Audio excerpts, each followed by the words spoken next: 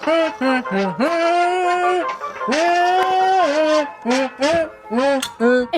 mollisan ey.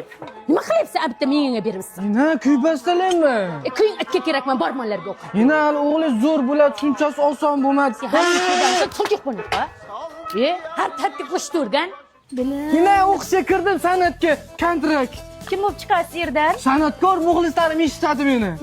Eshitadi, lekin gapirolmaydi. Seni muxlislaring. Nimaga? Chunki mollar bilan qo'ylar eshitadi seni. Bor yo'q olmalarga ovqat ber, semirtib sotamiz.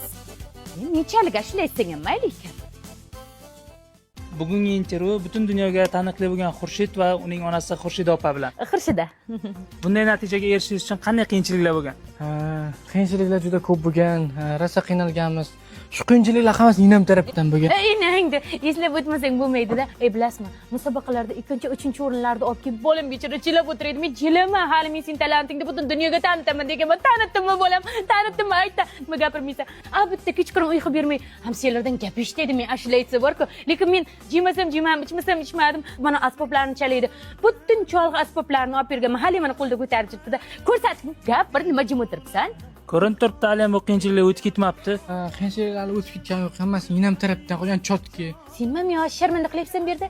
Amman ko'radi, xolang ko'radi, amakilaring ko'radi, katingdan ko'radi. Nima sharmanda qilyapsan? O'zi aytuvdi, bu bolani urib tarbiya qiling. Seni urmaganman-da, men ko'nglingga qaraganman. Darsh ko'ngling pazar hammani otda bor-ku. Siz kimsiz o'zi? O'zing tanishingni olib kelganmisan, tanimaydi buni. Tirinchoqman qanaqa intervyu? Stop. Turjoqmi deyapman senga chiqib ket, asbobingni ham olib.